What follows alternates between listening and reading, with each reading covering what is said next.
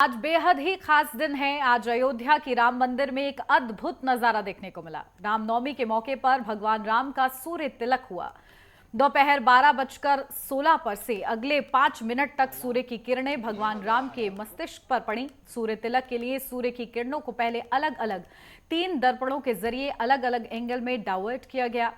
इसके बाद पीतल के पाइपों के जरिए किरणें आगे बढ़ते हुए लेंस के जरिए सीधा रामलला के मस्तिष्क पर पड़ी हैं। उसकी तस्वीरें भी हम आपको दिखा रहे हैं। राम मंदिर में ऐसा नजारा देखकर करोड़ों लोग भाव विभोर नजर आए हैं। और जो लोग अयोध्या नहीं जा पाए वो श्रद्धालु भी अपने घर पर बैठे टीवी ऑन करते हैं और इस अद्भुत पल के साक्षी बनना चाहते हैं। और ये एक इस बार जो ये ऐतिहासिक काम हुआ है कि रामनवमी के मौके पर हमारे रामलला टेंट में विराजमान नहीं है बल्कि एक भव्य मंदिर में विराजमान है। तो ये हर किसी के लिए बेहद ही अद्भुत क्षण है और इसका साक्षी बनना अपने आप में गौरव की बात है। लोग खुद को धन्य समझ रहे हैं कि वो इस पल के साक्षी बन पाए हैं।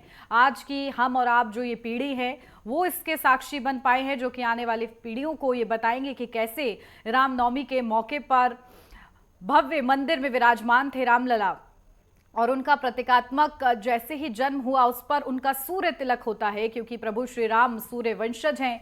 और ऐसे में सूर्य तिलक का कितना ज्यादा अद्भुत ये नजारा था, एकदम मनमोहक आकर्षित ये दृश्य था। और देखिए, अयोध्या जब बात करते हैं तो प्रभु श्री राम का ही नाम जो है मन में आता है। और इन 6 तस्वीरों के माध्यम से हम आपको दिखा रहे हैं किस तरीके से जब विज्ञान और अध्यात्म मिलता है तो ये एक अद्भुत नज़ारा सामने आता है, क्योंकि रिफ्लेक्सिव मिरर्स का वहाँ पर इस्तेमाल किया गया है, लेंस का वहाँ पर इस्तेमाल किया गया है और इसी के माध्यम से सीधा थर्ड यानी कि 3 मंजिले से सीधा गर्भगृह में ये किरणें पहुंची हैं। ये वाकई विज्ञान और अध्यात्म का ये जो संगम था वो उसने जो अद्भुत ये क्षण सभी को दिखाया है उसके लिए सभी आभारी रहेंगे। और देखिए, ये तस्वीरें बेहद ही खास हो जाती हैं और इन तस्वीरों को ज़्यादा कुछ मुझे बोलने की भी ज़रूरत नहीं है, शब्दों को भी रखने की ज़रूरत नहीं है, क्योंकि ये तस्वीरें ही अपने आप में बहुत कुछ बोल रही हैं। बेहद ही खूबसूरत ये दृश्य था और ये हमेशा के लिए दर्ज रहेगा लोगों के मन में भी, लोगों के याद में हमेशा के लिए ये पल जो है अब दर्ज हो चुका है। तो एक वो तारीख थी 22 जनवरी की, जब रामलला की प्राण प्रतिष्ठा हुई, तो तब हर किसी की आंखों में खुशी के आंसू थे कि आखिर इतना लंबे इंतजार के बाद उनके आराध्य विराजमान हुए थे, प्राण प्रतिष्ठा हुई थी और आखिरकार अब उनका जन्म इस भव्य मंदिर में हुआ है, जो प्रतीकात्मक जन्म आज रामनवमी के दिन हुआ है। और उसके बाद ये सूर्य तिलक, सब कुछ एकदम पूरा सा लगता है कि संपूर्ण है और खुशनुमा ये पल हर किसी के लिए हो जाता है। तो तस्वीरें बेहद ही खास हैं। प्रभु श्री राम से सभी आज मनोकामना मांग रहे हैं कि इसी तरीके से अपनी कृपा वो हमेशा बरसाते रहे। तो अयोध्या वासी जो वाकई धन्य हैं, जो उन्होंने प्रभु श्री राम की ही जन्मभूमि में जन्म लिया है, वो अपने आप को गौरवान्वित महसूस करते हैं।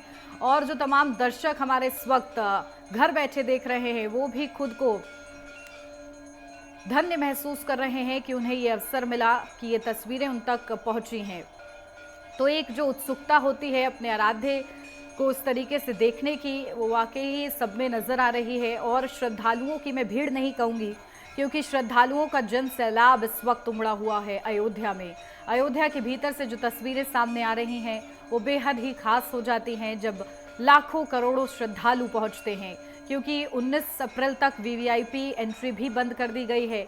पास से भी आप एंट्री नहीं ले सकते, यानी कि सिर्फ जो आम जनमानस है वो रामलला के दर्शन कर पाएंगे। 6 बजे से लेकर 11 बजे तक का ये वक्त जब रामलला के दर्शन होंगे और हर कोई दर्शन करना चाहता है इस पावन अवसर पर, रामनवमी के अवसर पर हर कोई चाहता है कि वो अयोध्या में मौजूद रहे और इस अद्भुत क्षण के साक्षी बन पाए। लेकिन बहुतों को ये नसीब हुआ, बहुतों को नहीं नसीब हुआ। लेकिन प्रभु श्री राम कण-कण में हैं इस पृथ्वी के, और ऐसे में अगर किसी के मन में भी प्रभु श्री राम है तो उस पर भी उतनी ही कृपा होगी जितनी वो वहां जाकर दर्शन करेगा तब होगी।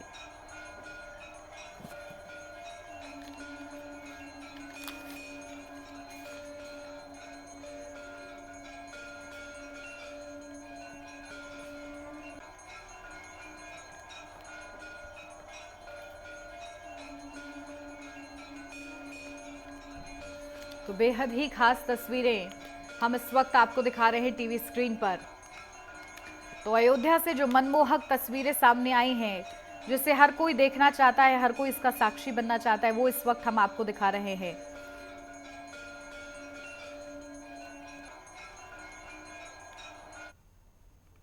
चलिए, हमारे साथ एक खास मेहमान जुड़ गए हैं, आपको रूबरू करा देती हूं। हमारे साथ हिंदू धर्मगुरु महेंद्र शुभम गिरी जी जुड़ गए हैं।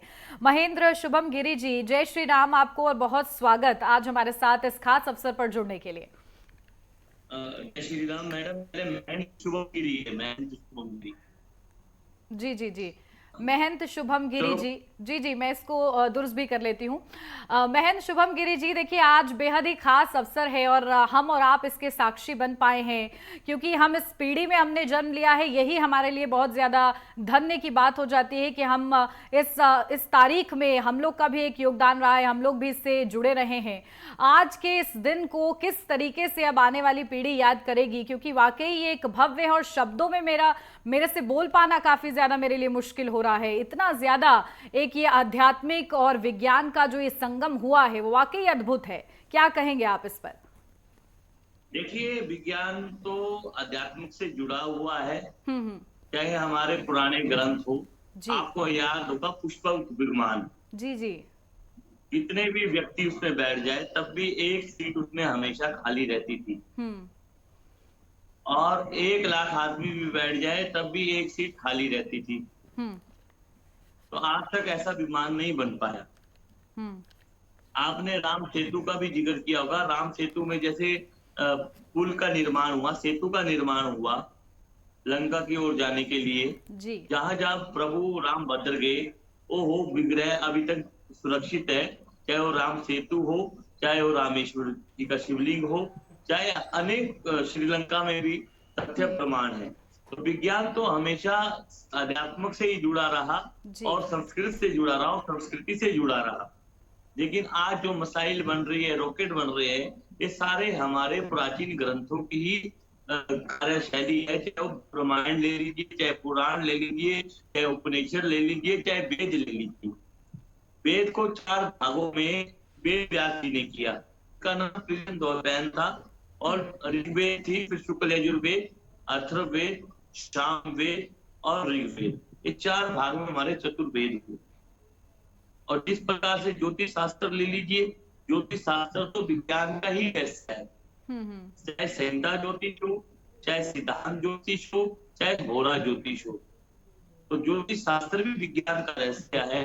लेकिन जो परीक्षण किया गया पीपल की पाइप के माध्यम से, शीशो दर्पण के माध्यम से, लेंस के माध्यम से भगवान श्री राम को चंदन का, मणि चंदन का लेप कर सूर्य जो तिलक है, सूर्य चंदन जो है, सूर्य का जो तिलक है, उस तिलक के अनुसार मतलब सूर्य तिलक किया गया। तो बहुत हर्ष का विषय है। ऐसा परीक्षण पहले भी मैंने सुबह परिचर्चा में कहा कि ऐसा परीक्षण हर मंदिरों में किया गया है, चाहे कर्नाटक में हो, चाहे आपका सूर्य मंदिर हो केरल में, सूर्य मंदिर के साथ साथ चाहे वेंकटेश्वर भगवान का मंदिर हो, चाहे तिरुपति बालाजी हो, चाहे बद्री विशाल का मंदिर हो, जो प्राचीनतम मंदिर बने हैं, जो पाषाण शैली से बने हैं, कतूरा शैली से बने हैं, जो पत्थर की शिलाओं से मंदिर बने हैं, तो आपने उनका द्वार हमेशा देखा कि ईशान कोण सूर्य की तरफ मुख होता है, तो सूर्य की किरण वहां पहले से स्वयं पड़ती है। लेकिन आजकल मॉडल जमाना हो गया, तो मंदिरों की शैली बदल गई है। लेकिन भगवान श्री राम सूर्यवंशी है, राजा मनु की द्वारा परंपरा चलाई गई। उसी प्रकार से भगवान श्री राम सूर्यवंशी है, और सूर्यवंशी के साथ साथ आज स्वर्ण चांदी मतलब सर से लेकर पांव तक भगवान श्री राम को दिव्य भव्य तरीके से सुशोभित किया गया। आपको याद दिलाता हूँ, जैसे कुल्लू है हिमाचल प्रदेश में, तो वहां पर एक दशहरा का उत्सव होता है। तो राजा को श्राप लग गया था, तो राजा वहां से रघुनाथ जी की जो प्रतिमा है उसको चुरा के, मतलब एक नरोत्तम दास भक्त के माध्यम से कुल्लू में आए थे। तो 400 साल 500 साल 400 साल पुराना इतिहास है। पहले मणिकर्ण घाटी में रहे, राजा को कोई कुष्ठ रोग का लग गया था, ब्रह्म हत्या का श्राप लग गया था। फिर उसके बाद मणिकर्ण घाटी के बाद वो नगर में गए, नगर से वो कुल्लू आए। तो राजा ने सारा राजपाट उनको सौंप दिया। जी। तो आज जो उल्लू का दिशहरा होता है, मैं आपसे आपके चैनल से माध्यम से ये करना चाहता हूँ। जब आप उल्लू के दिशहरे की कवरेज कीजिए तो मैं आपको बताता हूँ वहाँ पर जो रघुनाथ जी की जो पूजा होती है, हम्म। क्योंकि हर अयोध्या में भी राम लला है और कुल्लू में रघुनाथ है, अभी भी अयोध्या के रिकॉर्ड में रखा गया है। हम्म। तो वहां पर जब रामलला की पूजा होती है, मतलब रघुनाथ जी की पूजा होती है, सुबह नैतिक मतलब नित्य कर्म, सुबह का जो नैतिक क्रिया होती है वो सारी ध्यान से होती है। हम्म। उसमें सूर्य भी होता है। तो मतलब ऐसा नहीं है, लेकिन आज जो तिलक का विषय है, गौरव विषय है, मीडिया के माध्यम से, आप लोगों के माध्यम से, आप स्वयं राम नहीं हो गई हो, सभी को पहुंच गया है। और भारत देश की खूबसूरती ये है, आपको ये बताना चाहता हूँ नती जी, भारत देश की ऐसी खूबसूरती है हिंदुस्तान की, मेरे को खुद ही आज जो मुस्लिम एंकर है या संवाददाता है, उन्होंने भी मुझे रामनवमी की शुभकामनाएं भेजी है। हम्म। राम विचक्षण राम है, राम सूर्यवंशी राम है। ज्योतिष शास्त्र के अनुसार सूर्य नवग्रह है और सूर्य आत्मा का कारक है, मन का कारक चंद्रमा है, चंद्रवंशी भगवान श्री कृष्ण है। तो इसी प्रकार से सूर्य की जो किरण की सूर्य तिलक की अगर भगवान श्री राम की प्रतिमा में पूजन किया जाता है, 4 मिनट के तिलक परीक्षण हुआ तो ये परीक्षण दिव्यता भव्यता मूर्तियों को करेगा। अगर हम दर्शन करने जाते हैं, मान लीजिए उदाहरण के लिए बद्रीनाथ गया, तो बद्रीनाथ जी के मैंने जब दर्शन किए, भीड़ बहुत ही भीड़ कम थी उसमें, जब मैंने दर्शन किए बद्री विशाल के, तो मान लो आप अगर प्रत्यक्ष अंदर जाओगे तो आंखों से आंख नहीं मिलवा पाओगे मूर्ति के। तो इस प्रकार का तेज आता है, ये ऐतिहासिक तेज है और ये ऐतिहासिक परीक्षण है। 22 तारीख के बाद अब इस अप्रैल में हो गया, रामनवमी के शुभ अवसर पर हो गया और चैत्र नवरात्रि भी है और नया संवत्सर भी शुरू हो गया है, प्रारंभ हो गया है। ऐसा परीक्षण भगवान श्री राम सभी की मनोकामना पूर्ण करेंगे। और हर जैसे ही जिस तरह से 500 साल में भगवान श्री राम अपने गर्भगृह में अपने जन्म स्थान में आए हैं और जन्म स्थान के साथ अपनी मूर्ति तेज देंगे, तो भक्त उनसे कोई प्रार्थना करेंगे तो उनकी मनोकामना अवश्य पूर्ण होगी। हम्म। बिल्कुल, देखिए और आपने इतनी महत्वपूर्ण चीज़ें बताई हैं कि किस तरीके से अलग-अलग महत्व आपने समझाने का प्रयास किया है। लेकिन क्योंकि देखिए आज सूर्य तिलक जो है सबसे ज़्यादा आकर्षण का केंद्र रहा है, इसका महत्व मैं आपके शब्दों के ज़रिए समझना चाहूँगी ताकि हमारे दर्शक भी आसान भाषा में इसे समझ सके कि आखिर इसका कितना बड़ा महत्व है। देखिए, अजगर करे ना चाकरी, पंछी करे ना काम, हम्म। दास मल्लुका कह गए सबके दाता, हम्म। दाता ही काम खारी सारी दुनिया। जी आपने अब सूर्य तीर्थ की बात की, जी। जी। तो मैं आपको बताता हूँ, कम शब्दों में बताता हूँ, क्योंकि कई बार मैं इस परिचर्चाओं में जो अपने को ज्ञान है, जितना ज्ञान है शब्दों में आपको समझाता हूँ आसान रूपी भाषा में। जी। जी।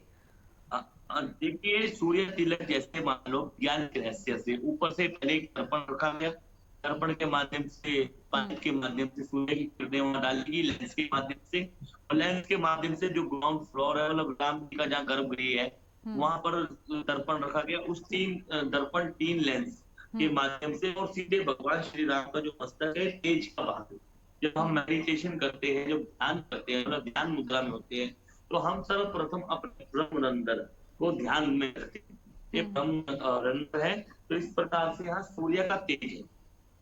जैसे ज्ञान मुद्रा, सूर्य मुद्रा, हस्त मुद्रा की प्रक्रिया है, तो उसी प्रकार से अगर जो हमारी जो प्रतिमा है, इसको जैसे कारीगर करते हैं, छैनी भी लगाते हैं, हथौड़ा भी मारते हैं मशीन से, इसको डेकोरेशन भी करते हैं, मतलब मूर्ति को मूर्ति का आकार भी देते हैं।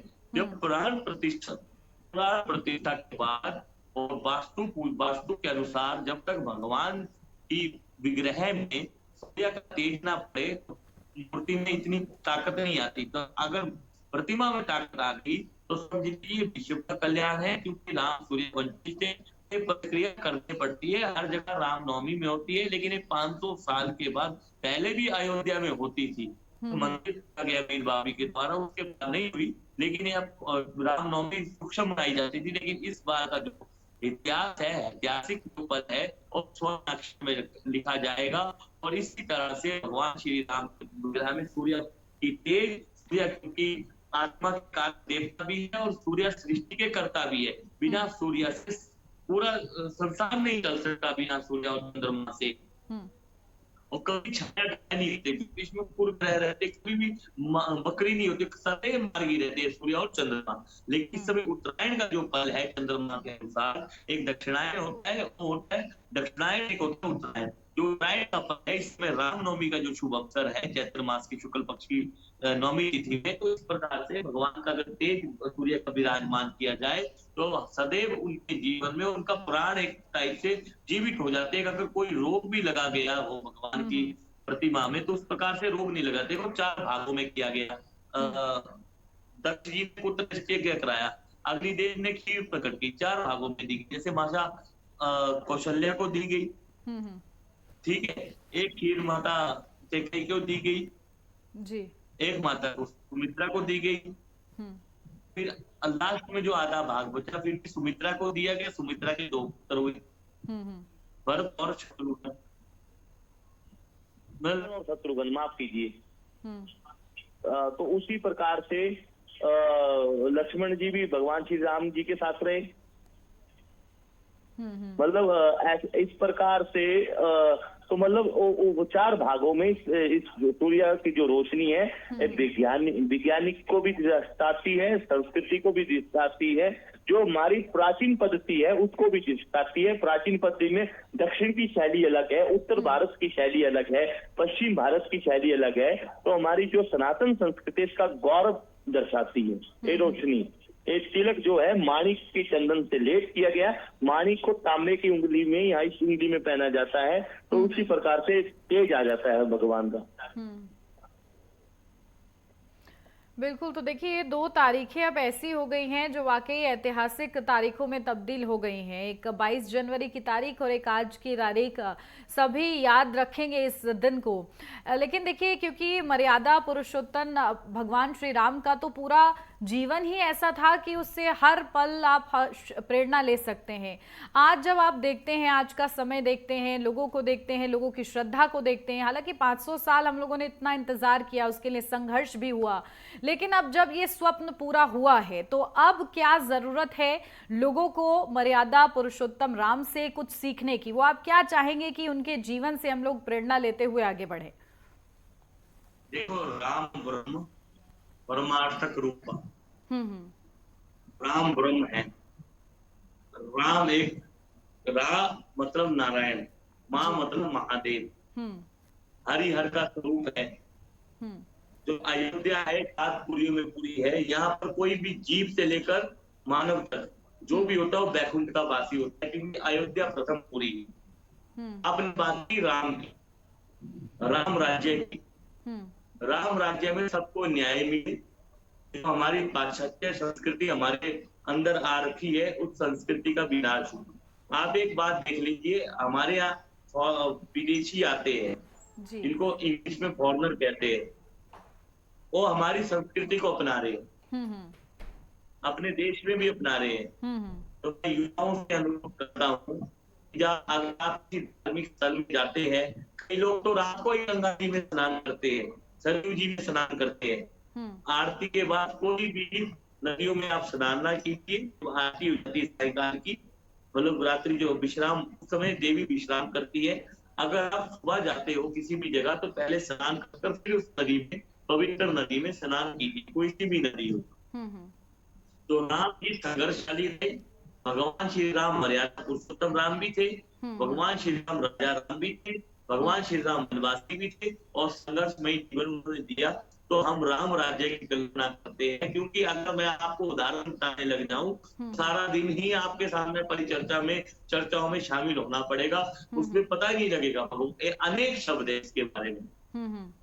तो इसीलिए हम चाहते हैं कि आप पहले अपनी पाश्चात्य संस्कृति को छोड़े और अपने बच्चों के अंदर राम में ही, नहीं तो राम राम राम लिखाए, राम राम का भजन कराए, वो भी ऐसे ही तर जाएगा। क्योंकि हम इसी पर करना करते हैं कि 500 साल का जो हमारा संघर्ष है, जैसे मान लीजिए आपने देखा कि 22 तारीख को प्राण प्रतिष्ठा हुई, राजनीति हुई, लेकिन मैंने पहले ही कहा कि जब देश भारतवर्ष आजाद हुआ सन 1885 में, महंत रघुवीर दास जी ने याचिका लगाई ब्रिटिश गवर्नमेंट में, मुगल से लेकर अभी तक हमने लड़ा, क्योंकि बीना सीता ने भी अपनी परीक्षा दी थी, तो भगवान श्री राम का जो चरित्र है, अगर हम तुलसीदास जी की रामायण को पढ़ ले, अगर हम तुलसीदास जी बलुक दास को पढ़ ले या संत चरण दास को पढ़ ले, तो हमारे महापुरुषों ने जो बातें लिखी है उस बातों को हमें जीवन में उतारना चाहिए।